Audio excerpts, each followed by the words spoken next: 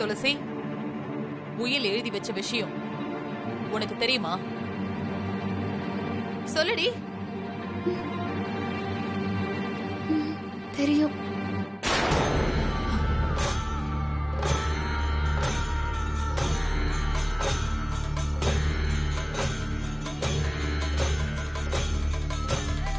ஏய், போய் உயில் எடுத்துட்டு வா.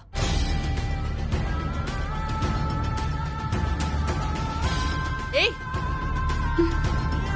என்ன நான் போன்னு சொல்லிட்டு இருக்கேன், அங்க பாத்துட்டு இருக்க? போடி.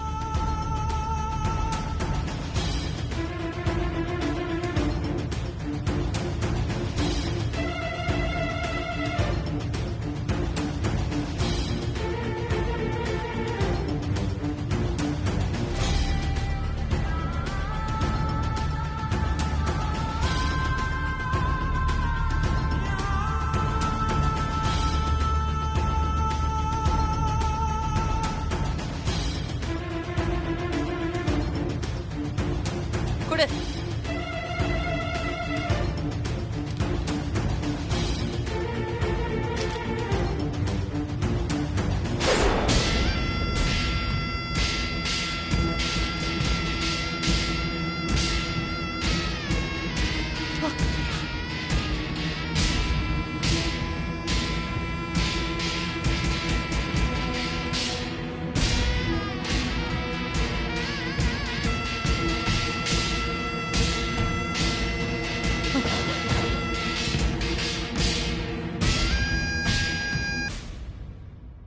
ஏங்க, ருத்ரா உண்மை எதன சொல்லிருக்கா? நீங்க ஏன் என்கிட்ட உண்மையை மறைச்சீங்க? சொல்லுங்க, ஏன் மறைச்சீங்க? பைரவி, நான் உங்ககிட்ட சொல்லாம மறைச்சதுக்கு ஒரு காரணம் இருக்கு. அது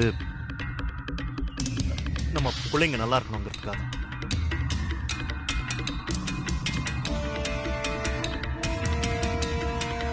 நான் அப்படி ஏன் பண்ணேன்னா, நீங்க ஒரு காரணமும் சொல்ல வேண்டாம். எனக்கு தெரியாம இப்படி ஒரு காரியத்தை பண்ணிட்டு மனசாட்சி இல்லாம பேசிட்டு இருக்கீங்க. நீங்க இப்படி நடந்துகிட்டா இந்த வீட்ல எனக்கு என்னங்க மரியாதை இருக்கும்? என்ன இருக்கும் சொல்லுங்க.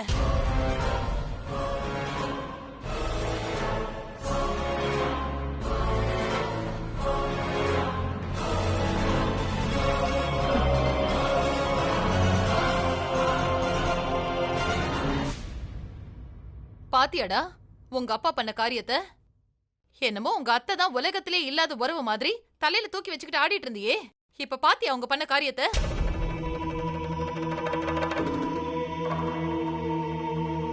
ரெண்டு பேரும் சேர்ந்து நம்மள நடு தெருவுல நிக்க வைக்கிறதுக்காக திட்டம் போட்டு உயிரை மாத்திருக்காங்க.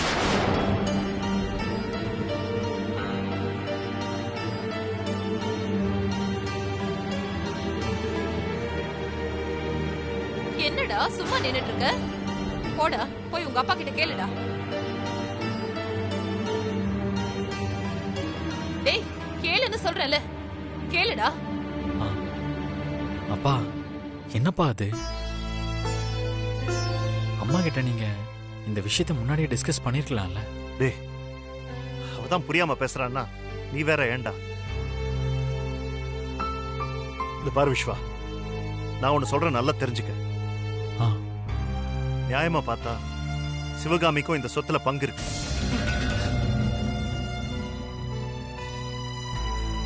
ஆனா உங்க அம்மா தான் அதை ஏமாத்தி சிவகாமி கிட்ட இருந்து எழுதி வாங்கிட்டான்.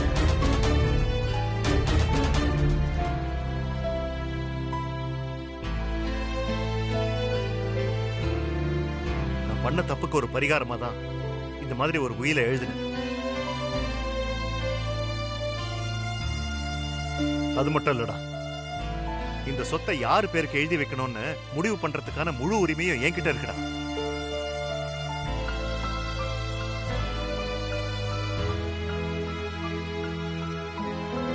இதுல நான் யார்கிட்டயும் பெர்மிஷன் கேட்க வேண்டிய அவசியம் கிடையாது.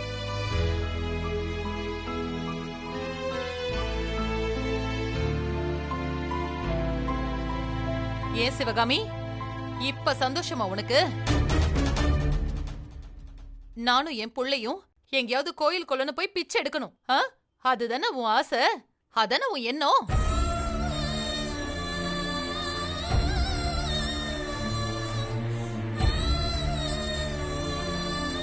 அதுக்கு தகுந்த மாதிரி உன் அண்ணன் கிட்ட சொல்லி உயில் எழுதி வாங்கிட்ட ஆ? அப்படிதானே? ஐயோ அண்ணி, சத்தியமா சொல்றேன், எனக்கு இந்த உயிரை பத்தி எதுவுமே தெரியாது. தெரியாது அண்ணி.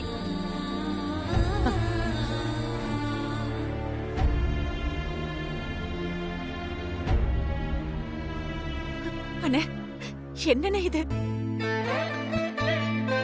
இப்படி ஒரு காரியத்தை பண்ணிருக்கியண்ணே. என்கிட்டயாவது நீ ஒரு வார்த்தை சொல்லி இருக்கலாம்ல. என்னைக்காவது நான் இந்த சொத்துக்கு ஆசைப்பட்டிருக்கேன் நானே? பாரு, நீ பண்ண காரியத்தினால அண்ணி முன்னாடி இப்ப நான் தலை குடிச்சு குற்றவாளி மாதிரி நிக்கிறேன்.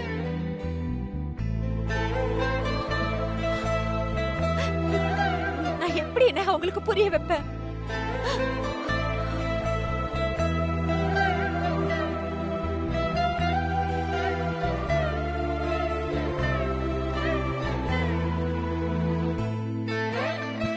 பைரவி, இது பாரு, இந்த விஷயத்துல சிவகாமியை குறை சொல்லாது. உண்மையை சொல்லணும்னா நான் உயில எழுதின விஷயமே அவளுக்கு தெரியாது. என்னங்க, கண்ணுக்கு முன்னாடி ஆதாரம் இருக்கு, ஆனா இதுக்கும் உங்க தங்கச்சிக்கும் சம்மந்தம் இல்லைன்னு சொல்றீங்க. இத நான் நம்பணுமா?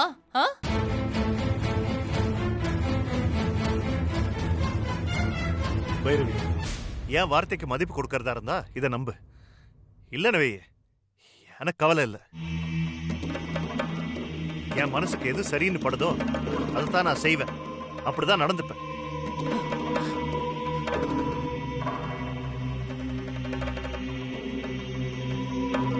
அண்ணி, என் அண்ணன் சார்பா நான் உங்ககிட்ட மன்னிப்பு கேட்டுக்கிறேன். இந்த சொத்தை அவரே எழுதி வச்சாலும் நான் வாங்கிக்க மாட்டேன் அண்ணி. நான் வாங்கிக்கவே மாட்டேன்.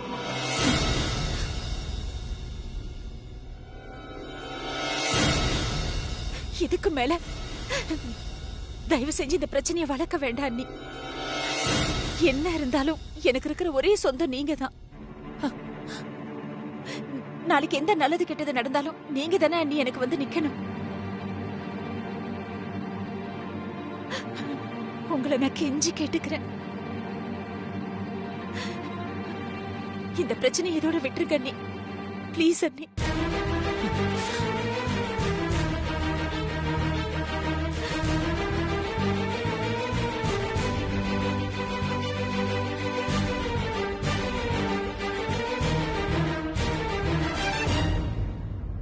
சிவகாமி, நீ என்ன சொன்னாலும் நான் உன்னை மன்னிக்க மாட்டேன். இவ்ளோ நடந்ததுக்கு அப்புறமும் உன் உறவு எனக்கு தேவையே கிடையாது.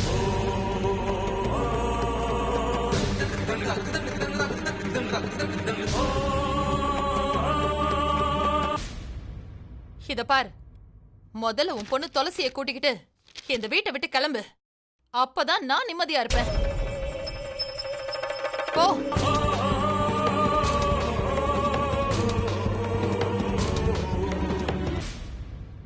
பைரவி, யார வெளியே போ சொல்ற நீ? சிவகாமி இவ்வளவு தூரம் வந்து இறங்கி பேசிட்டு இருக்கா. அத கொஞ்சம் கூட மதிக்காம துளசியும் அவளையும் வெளியே போ சொல்ற நீ? உனக்கு மனசாட்சியே கிடையாதா?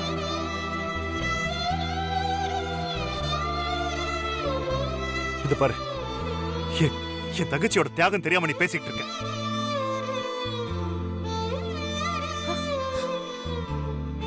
இன்னைக்கு நீ உயிரோட இருக்கேன்னா அதுக்கு காரணம் என் தங்கச்சி தான். தெரியுமா உனக்கு?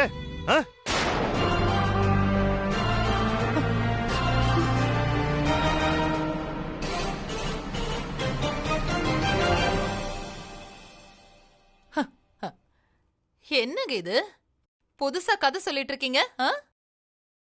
இந்த சிவகாமியால நான் உயிரோட இருக்கனா? ஆமா, என்ன என்ன இந்த அம்மா பெரிய தியாகம் பண்ணிட்டாங்க? சொல்லுங்க. பைரவி, சிவகாமி அண்ணே,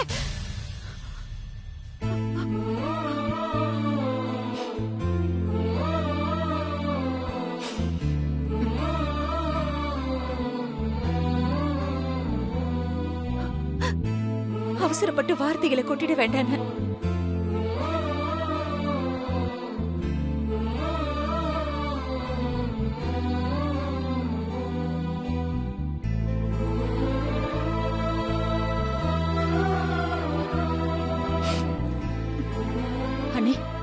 துளசி இந்த வீட்ல இருக்கிறது உங்களுக்கு பிரச்சனை அதானே?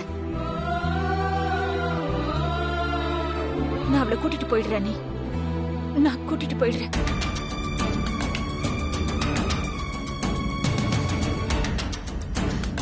துளசி வாமா போலாம்.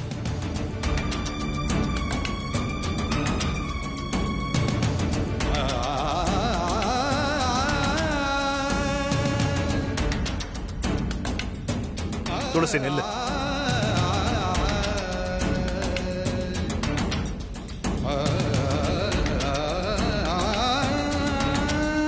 பார் சிவகாமி, துளசியை இந்த வீட்டுக்குள்ள கூட்டிட்டு வந்தது நான். அவளை இந்த வீட்டை விட்டு வெளியே போக சொல்றதுக்கு யாருக்குமே ரைட்ஸ் கிடையாது.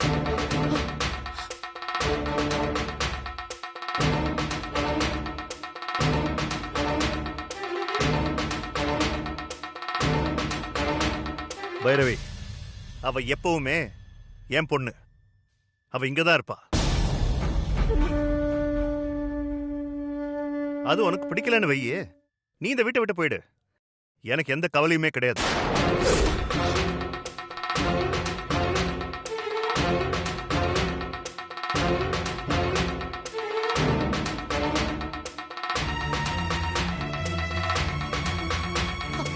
டேய், பாத்தியாடா? உங்க அப்பா பேசுனத பாத்தியா? நான் இந்த வீட்டை விட்டு போகணுமா?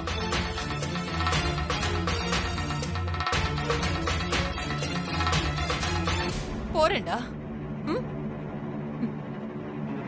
நான் வீட்டை விட்டு மட்டும் போக மாட்டேன். நான் இந்த உலகத்தை விட்டே போயிடுறேன்.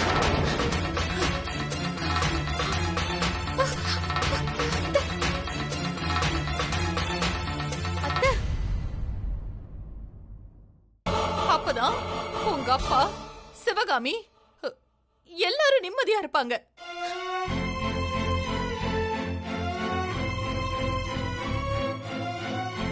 இனிமே நான் உயிரோட இருந்து என்ன பிரயோஜனம்? நான் செத்து போறேன், செத்து போறேன். போதுமா?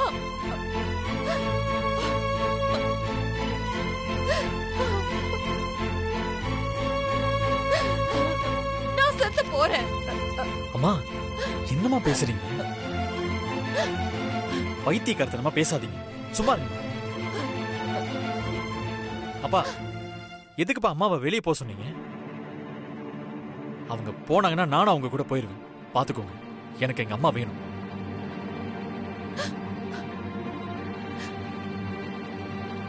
தயவு செஞ்சு இந்த பிரச்சனை இதோட விடுங்கம்மா, ப்ளீஸ்.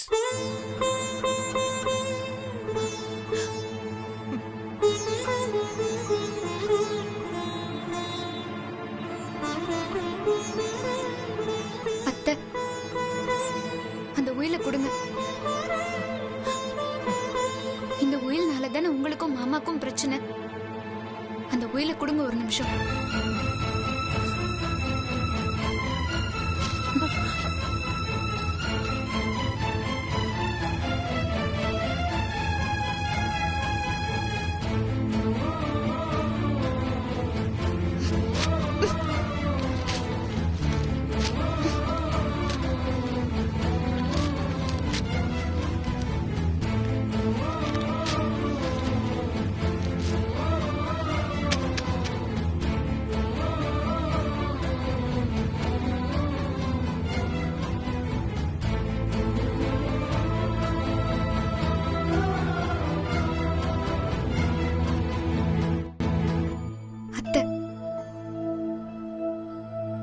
பையன் விஸ்வாவுக்காக நீங்க இந்த வீட்ல இருந்தே ஆகணும். ப்ளீஸ் அத்தை. இனிமே செத்து போயிடுவேன் எல்லாம் சொல்லாதீங்க.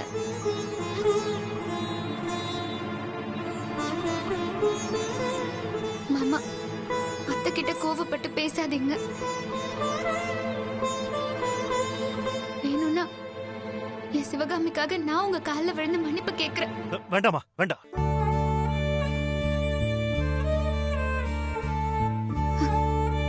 எங்களை மன்னிச்சிருங்க. இத பாரு, நான் ஒன்ன மன்னிச்சிடுவேன். ஆனா சிவகாமிய மட்டும் நான் மன்னிக்கவே மாட்டேன்.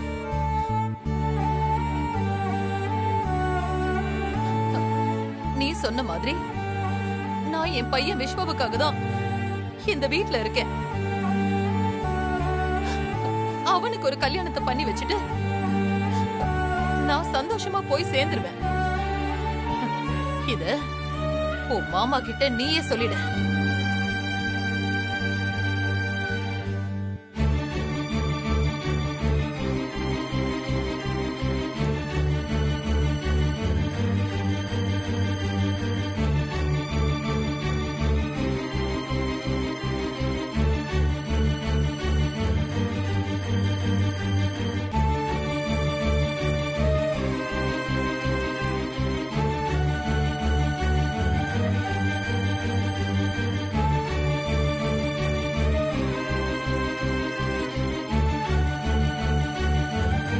துளசி, ரொம்ப தேங்க்ஸ்.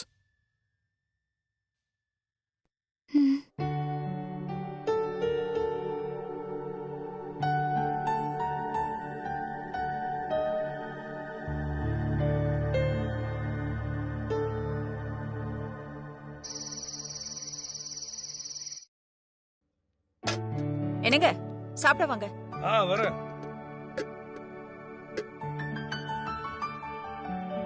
உட்காருங்க.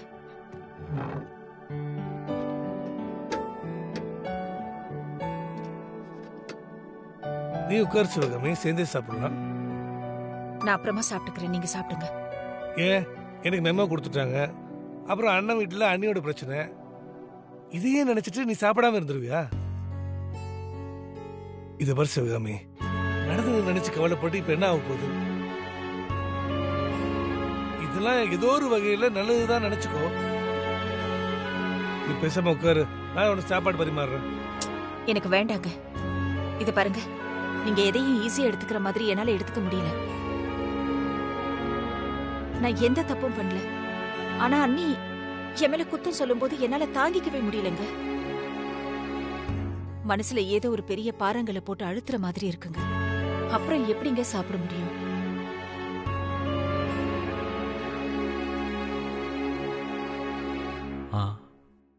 அத்தை,